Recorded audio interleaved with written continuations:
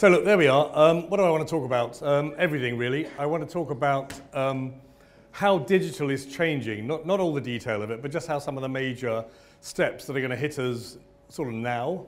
And we're already struggling to deal with the things that we've been hearing about already in organisation. Command and control systems were designed normally by the military, and the Industrial Revolution borrowed the structures, and we haven't moved on very much. So totally agree with Matthew's commentary about that, and also those three types of people. And I might cover that right at the very end, something practical to take away. So there we are, that's what it's about. How good are we at thinking about the future? Well, if you ask Marshal Foch in the First World War about aeroplanes and whether they have any military value, he said absolutely of no value whatsoever. And pretty much now is almost the only way that we project military power in the world. In fact, we bought aircraft carriers that we can't afford to take our airplanes to places so we can go and bomb them. So in terms of all of our money being spent on things that were conceived to be useless only 100 years ago, that pretty much sums up almost every technology we come across. We really don't recognize it for what it is when it first turns up. And we do a lot of work with big corporations, and in every corporation we work with, we see exactly the same response in terms of looking at new technologies and understanding the potential impact on business models, and organizations find that almost impossible to come to terms with. So there we are. Another one, the telephone, it's vaguely useful. But if you've gone back to 1876, at the height of their success, you've got Western Union, who were the world's largest telephone company, if you like, using telegraphic communication. They said the telephone was of no commercial value whatsoever. And as a communication device, it was inherently no use. Well, brilliant. So the telephone's merged with the computer, and now that's changing absolutely everything we do. And even that itself now is just on the cusp of changing again in terms of what it is and how it works and what it does. So even if you're expert in your field, it's very hard to see the next step without involving your friends and mates and people in other worlds to come and help you digest what the impacts might be. Finally, you look at a company that I much admired until a couple of years ago, who understood change extremely well. They were a tree company, they were a rubber company, they were a copper cable telegraph company, then they became a telephone company, and they did very well. Then they didn't notice that people had stopped buying telephones and were buying small computers in their pockets. And they tried to flog old phones to developing markets who wanted small computers in their pockets. And they lost 80% of their share price. So brilliant. So that was a small, tiny change. Same device, perceive it differently, you get a different outcome. And in their case, not that jolly at that point. So tin cans, let's talk about that for a moment. Tin cans, fairly basic sort of technology. It revolutionized the Royal Navy. It allowed our ships to go further, explore new places, by and large sort of dominate them when we got there. But the idea was to help people stay healthier longer and stay on your ships longer. 1810, the patent was released on that. When do you think the first tin can opener was actually patented? 6 months? 1915. That would be quite a long time, 105 years before we opened one. That's a reasonable approach. 1820? 10 years? Okay, well, it was 48 years before the first patent was released on a tin can opener. So for 48 years, we sailed the high seas and didn't open the tins. Well, no, we didn't. We took our dagger out, or our sword, or our saw, and we hacked our way into it. And the whole point of this is not just a vaguely amusing story. It's the fact that when a new technology comes along, we still engage with it in the old ways. It takes us a long, long time to realize that something different has actually happened, and we need to respond to it in a different way. And in most firms, you will find people are using their daggers and their swords and their axes and bludgeoning their way into new technology. So take that idea home, if you like, in terms of helping people see things for what they are and adapt what you do as a consequence. Not just try and struggle on and wonder how to deal with this annoying thing called social media, but bizarre scenarios. Okay, most risk comes from strategic risk. I'm a marketer by background. I was embedded in the Institute of Directors last year for 6 months as their marketing director, and I merged IT, marketing, and their publishing division because we wanted it to be about content for the members. And the only way to get content to people these days is through technology, even though the members don't really want to deal with it that way. It's the sort of modern way of doing it, isn't it? We learned that about 25 years ago. It's the sort of modern way you move information around. Anyway, that was an interesting scenario. It was an organization that was struggling to realize things had changed. Most risk is strategic risk, not financial, not operational, although we spend all of our time focused on financial and operational risk. It actually is doing the wrong thing. And as Drucker said, most companies fail to thrive, if I'm being positive and using nice terms, because they haven't noticed their business models changed and they want to carry on in the same old ways. And in fact, if you look at the global Fortune 500, 1955 that was formed, so it's about 60 odd years, 70 years old, not very old. 429 of those 500 are no longer with us. So all the evidence tells everybody you're not owed a future, and yet everybody operates as if you are owed a future forever. It's completely bizarre. This is the Institute of Actuaries figure. How more deep thinking and factually based can you have the Institute of Actuaries say that's why companies fail? So there we are, that's how they fail. So let's talk about tech for a few minutes. Number one is, okay, a bit of a marketer, so I'll do 3 horizons, why not? Horizon 1, Horizon 2, and Horizon 3 in terms of tech, and I'm sure you do this in your own firms anyway. The current one, we manage what tech we're using to try and get the most value out of it, and we extend and defend the boundaries of using that. And number 2, if we're into using new technologies or tools or methods, we will build those emerging business platforms and business models. And finally, in Horizon 3, we will learn to experiment and give ourselves options and choices for the future. And hopefully, most firms are doing something vaguely along those lines in whatever tool you use. But if you go back to 2008, and I enjoyed Matthew's comment, you'll see that the example I'm going to use is Apple. In 2008, their core product was the iPod. They'd just launched the iPhone, which introduced iTunes, which is why they were successful. And 2 years away was still the first iPad that got the whole apps economy going full sway within businesses. So those 3 technologies took them to different places in a very short period of time. And of course, if we had had that insight and that knowledge, we might use those tools differently by looking further ahead. So if that's basically it, the point of greatest confusion is quite fun. It's here, it's now. It's not when they come to pass, it's actually almost now. And you don't see that sort of behavior in many organizations in terms of how tech is going to change what we do and how we do it.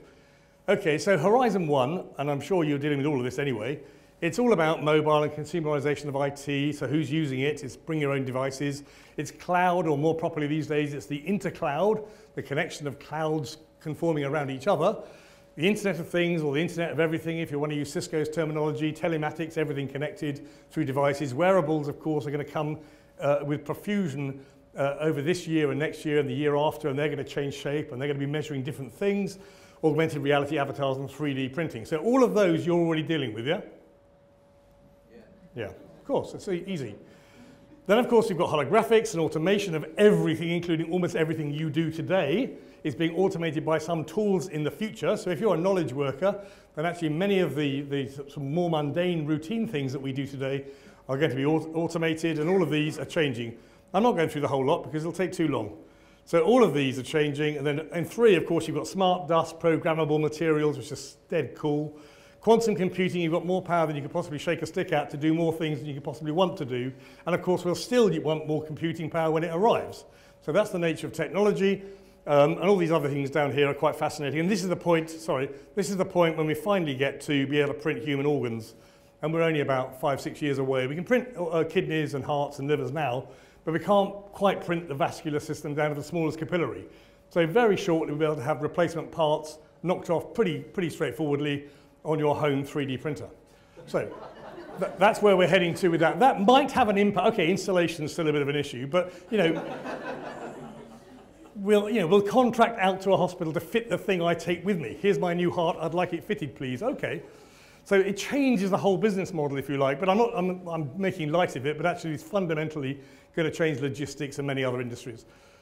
Mobile, dull, boring, we all get that. Who wants to hear anything more about that? But in my opinion, it's changed from, I keep pressing the wrong button here. In my opinion, it's gone from a telephone to a computer, and that caught Nokia out, and it's moving from a computer to a sensor. That change is going to be as profound as the first 2. It's going to change what it's for and what its primary purpose is to you as an individual rather than just a telephone. I don't know about you, but I don't use mine as a telephone. It quite shocks me when it rings these days. It's broadly speaking a text and an email device in my old world, and increasingly it's a LinkedIn device and it's other things, because I use all of those. But of course, it's about it's about payments and monitoring the environment and helping you with your travel plans and all those sort of good things. So that's what it's going to be doing increasingly. It's dirt cheap, it's going to look different, we're going to wear it. That's basically what that's about.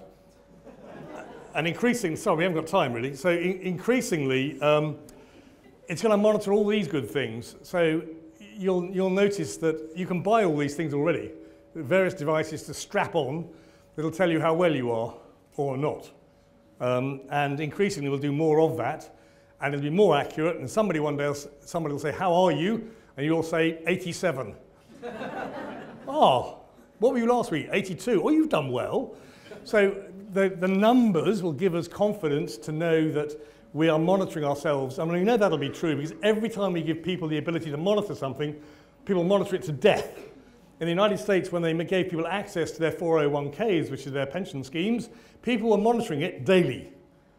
It's your pension scheme for 25 years' time, for goodness sake. You can't get at it. Who cares? But people were monitoring it daily because it made them feel good when it went up, and when it went down, they were just plain in denial. So there we are. It's going to do an amazing thing. Of course, eventually, it disappears from all this clutter that we're going to put all over ourselves. And I don't know if you've dealt with smart cloths. Any of you come across smart cloths? You can weave into materials to wear on your body any manner of sensors. And those, it'll be your telephone, it'll be your computer, it'll be your storage devices, it'll be your health monitoring devices, it'll transmit information.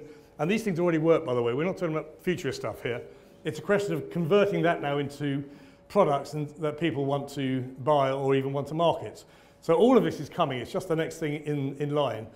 Mobile, more interesting in my world at least, is it's going to sort of say, where am I, what am I doing, who's around me, who can help. It's much more about immediacy of geolocation, and we get that as well. But you know, we know where we are. We're in this sort of cricket ground, and my diary's here. I've shared that with the transport systems and what have you, and it knows who's around me because it's got my contacts on board and in the cloud, and it knows what context I'm in, whether it's the rugby club or it's a conference. I can tell by the other people around you.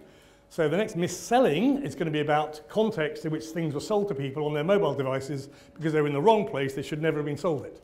And that's coming soon. I keep warning the insurance companies about that. And that's one way of getting them off our back, is me warning them to stop doing it. Because they shouldn't, and the other point is you shouldn't get access to data you're not going to use. Because there'll be a presumption in the future that you had access to that contextual data. You didn't use it because you didn't know how to, but you had it on file, and in 5 years' time, as a regulator, I'm going to come after you because you didn't use it and protect your customer. So you don't take data down you're not going to use. And of course, we're going to give access to our diaries. Who's going to give access to your diaries to the train companies, the city folks? Hands up those that want to give your information in your diary to the city. Okay, well, you're all going to be in the slow queue for access to the trains and the tubes and the taxis and the buses, because cities are going to rely on knowing where you're going to put on sufficient resources to get you there. So the smart cities are going to require you. I don't know if you've been to a Disney or some such place like that. There's the queue of all the poor people who can't afford it, and then there's the queue of all the people who spend a lot of money to walk to the front of it. And I don't know how we feel about those people, probably a bit ambivalent. Some we think how lovely for them. Of course, that's not very common. But we can join that queue instantly and get to the front. In our transport systems, there'll be those two queues. Those who share information go to the front, and everybody else has to wait in the long queue in the rain. So who's going to share information in the future?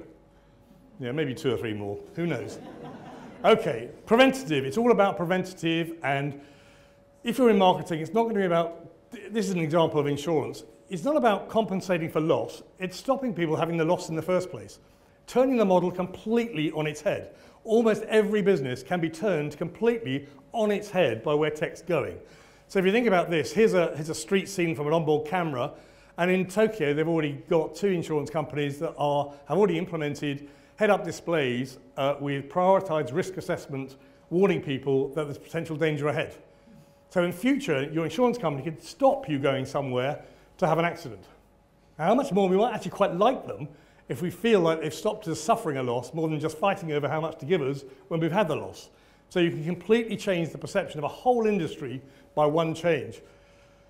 Virtuality is going to be everywhere. We've had the trough of disillusionment for Second Life and all those wonderful worlds, but it's coming back. It will be better, and it will work well, and we will love to do it. Because that's how we'll get educated in virtual environments. That's how we'll build relationships with our customers when they're far-flung in these places. And if it's more human-like and more real, we will engage in that way because we do every time a technology is more real. So, of course, you've got Oculus down here, which was bought by Facebook last year for about $1.2 billion. Zuckerberg's quite keen on that, therefore it'll get the investment, therefore we'll start seeing real immersive worlds for films, for TV, for learning, for engaging with clients or friends. It's going to be pretty cool if it works. So that's pretty good, and that's something I'll cover in a moment. So here's an environment. You've got your head-up display, however that comes to. It won't be an Oculus, that's a different type of technology. But here's your head-up display, all the nauseous adverts everywhere distracting you. But over here, quietly, it's telling you there's a robbery down there a few days ago, so maybe you don't go down the road. Now again, you're going to feel pretty good. Someone's just warning me not to go down there. That happened in Boston recently for me as I was turning right. This is Boston, for goodness sake. And this lovely American chap said, don't go down there. The police have lost control for a while.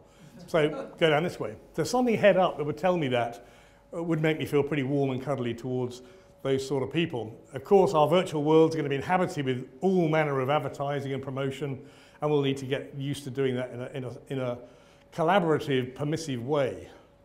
Of course, ultimately, we blend the online and offline. This is really quite exciting. I'm looking forward to this when it really happens with gusto. But here's an example. This is a Tel Aviv water park. And when you put your clothes in, you've got a wristband. And in there, you've got your Facebook account registered to it. And when you went down the slide, if you like the slide, you put your arm out, it taps the sign, it updates your Facebook account saying you liked it, and you move on. And that's the speed we're going to have to get response from our customers in the future. So it's just a nice example of how the two worlds, virtual and real, are going to blend in a way that's really quite exciting. Every piece of street furniture, of course, is going to have an IP address. Every part of our body is going to have its own IP address, so it'll know how it's doing. This is already feasible, and we'll quite like it because it'll tell us how well we are, and it'll make us live a bit longer. We'll have about 1 trillion sensors of one sort or another in the world in the next 5 to 6 years, and we'll have 50 billion IP addressed devices. So in terms of the amount of data, it's going to be quite a lot to play with. So I imagine you're dealing with that already, of course. So here we have it, of course, the usual facts. So we have 4 Googles worth of data every 4 days. So there's plenty of data to rummage amongst, and some of us are getting to grips with predictive analytics, and that doesn't take you very far, really, but you've got to get used to dealing with the data in a very structured way with smart people who know how to interpret it and then get the products and offerings out to customers is even harder. But prescriptive analytics gets a lot more interesting, where we actually have multiple potential responses to multiple potential behaviors of customers, individual customers. And that's when we get really interesting about potentially offering good and helpful and useful propositions to customers, highly personalized, highly timely, and it's quite hard to do, but that's coming fairly shortly. Okay, data analytics that I'm talking about and social are going to change everything. It's the biggest threat to many sort of industrial revolution era companies. They're really struggling to understand the true implications of these game-changing technologies for their firms. A lot of folk would rather go bust than actually make the change. That must be true because people find it hard to make the change. So artificial intelligence has been kicking around for a while. Weak AI is coming pretty much around about now, next 3 or 4 years. Weak AI is replacing a human being. Ray Kurzweil forecast that for about 2019. We're slightly ahead of the curve. So broadly speaking, we should see about 1/3 of all office jobs automated in the next 5 years. Oxford University, the study recently said 47% of jobs in the UK that are based on knowledge work will go in the next 5 years. So now is the time to get and understand how to be the thoughtful, the human being content of your organization as opposed to a component in a process. And human beings will have a fantastic role acting as human beings with the intuition, with creativity, with innovation, with communication, with other human beings. So the human aspect isn't going away, it's just rising in the organization, and a lot of jobs are going to disappear as a consequence. So there we are, holograms, and this is a haptic interface coming out of a screen, so you're probably dealing with these already. Have you got holographic haptic interfaces? Oh, all right, okay. These are sort of coming now. Holographic, fine, there you go, holograph. The haptic means you can feel and touch. So you have a real feeling, relationship with your call center worker. Why you'd want that is beyond me, but you know, lots of potential in some fashion or another. And often tech does lead us to rather strange places for a while, but then we see the true implications of these technologies and we settle down a bit, and then we realize if they're human-like, we tend to embrace them, well, pardon the pun. Then you've got HoloLens, which was launched, of course, a few weeks ago, which is a holographic heads-up display. and you can get some pretty cool effects with that. So you've got multiple virtual, real technologies that are converging around about now and then maturing in the next 2 or 3 years. They're going to change what we want to do. And anybody who's refining their current way of doing things and interacting with people around the current now is going to miss the point, because by the time you've implemented it, we're going to have moved on to a much more virtual real type of engagement that feels better, it's more interactive, it's more real, and we'll love it to pieces. So keeping it moving. Brain to computer already works. In Canada, they've run an experiment with pilots on planes flying the plane by thought alone. So that's quite scary. They're not passenger planes, you'll be pleased to know. But nonetheless, you don't want one landing on your head. But this works. This thought-based control works, and more natural interfaces means more people and older people and even younger people can engage with technology easier. So it means that everybody in our society can engage with new tech. So we're not leaving people out because they don't happen to be in the digital native era. Then brain-to-brain interfaces are beginning to work, and the military in the US in particular use this quite well. So we can drop information into people's heads. So this is what's being looked at by educationalists, rather than actually struggle through years and years of learning facts, which you can Google anyway, so it's pointless. So now you can actually have the whole lot dumped in your head overnight and become a brain surgeon to install the thing that you made on your printer. This is real, okay, another 10 years before it's scientifically viable, probably 12 years before it's commercially available, and then we'll start doing things very differently in terms of how we want to influence our customers, if they allow us to do that with them. So that's quite interesting. 3D printing. How many of you got 3D printers at home? You must have a lot of you. Show of hands. You are marketers, aren't you? Okay, go and get one. They're very cheap. And you'll learn, only by getting one will you learn the amazing transformation in manufacturing and distribution. They are changing quietly. They've changed the manufacturing world over the last 30 years, making prototypes, able to interact across large geographic distances in prototyping. Now they're making end products. And end products is what this is all about at this stage in thinking. So we can print meat, we can print our food. 40% of all food in the world is wasted in the supply chain. We don't need to make more of it, we need to waste less of it. And if you can print at the point of use, you can decide to print a steak tonight and print some vegetables out. And by the way, MIT have had this working for about 5 years and works pretty well. So you can build human organs, you can build a machine gun, of course, we know all about that. People have built the first houses this way. The largest printer, 3D printer, is 3.5 meters by 5.5 meters by 5.5 meters and prints in concrete. You can print in concrete and glass and various forms of metal and steels even. And they use different technologies, but it's the same principle of being able to produce fabricated items for end use instantly on-site where you want it. This is going to change all the logistics, all the supply. The idea of next day delivery is going to be laughable. What do you mean next day? I want it now. I want to see it printing at home now. I want to see it printing at my corner shop now. I want to go and get it now. So now is going to be the new, and this is going to be a leader in it. Here's an example of some shoes. You can print in amazing materials. If you haven't seen these things working, you really need to go and get to see them working. These are fully end-usable, durable type devices that can be used. I've designed my own shoes, and we're talking about half of people over a period of time will start to print out their final products, either at home or in a location that is shared with other people, maybe in a community, and that way we get convenience and personalization in the same go. And you know that anything that's convenient, anything that's highly personalized is very attractive to a lot of people. Right, that's all we can do talking about 3D printing. Then of course you've got drones, and now you've got a launch. This is a tractor, this is a real one by the way. I went to a launch, while speaking at a launch of a tractor. I have an interesting and varied life. And there was Vultra, who are a tractor company, I found out, and they're based halfway up Finland. And they launched with clouds of dry ice a tractor. And this is what it looks like. And what was really interesting, one of the optional extras is a cab for a human being. It did not come as standard, because what you do now is you put a person in one of them, and you have 2 or 3 others following doing exactly the same thing. We've just automated. The same thing's happening with ships. You have one that's crewed and the others are clones. Cars, of course, we've been hearing about for ages. Japanese, for 20 years, have had drone helicopters spraying fields in Japan, and of course endless quadcopters, octocopters providing delivery service that are already in use in Sydney. So the sort of technology about automation is hitting office work, it's hitting delivery systems and transportation systems, and again, challenging how we do things and who works in them. And the last thing about technology probably is worth saying, this is a hologram, so we can replace people traveling to give speeches, so I can be sitting at home and chatting to you through a holographic device, which is fine, I quite like being here, by the way. Or you can be a humanoid robot. There are many, many types in the world. This one is called Actroid One. She costs $250,000 to buy outright, or you can hire her at $5,000 a week. She speaks 4 languages, recognizes facial expression and tone of voice change, and responds accordingly. So we can get rid of people in shopping malls and other places, well, except she could be stolen, which is the other difference, of course.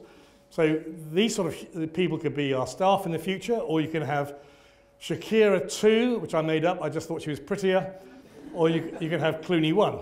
So you can overlap the cult of personality and celebrity with technology. So the technology folk are going to have to get used to these new marketing devices, wandering around the place, chatting to people 24/7 or until the battery runs out. So there's a little bit of change, and one of the things about these is with each new technology, first we do things differently, then we do different things. And that gap is the difference between success and failure of most businesses is at 429 out of 500 in the global 500. First we do things differently, then we do different things. Understanding the true business model impact is the game in town, and some folks love dealing with that, and some folks are less excited about recognizing that all their hard work and effort is about to be destroyed as they become, if you like, redundant in the old process and have to pick up new skills. And if you think about my example of Nokia, if you were the guy who knew how to make trees grow well, how likely were your skills to be useful to you when you were a copper cable manufacturing company? Pretty unlikely, but they managed to make those changes 2 or 3 times. It's a hard thing to do. Most companies choose to go bust or get bought out rather than actually make the change.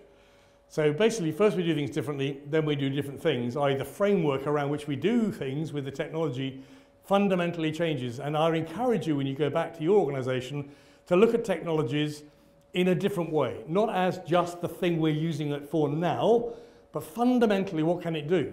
And one of them is social. Social should be used by your management at the most senior level to run the business.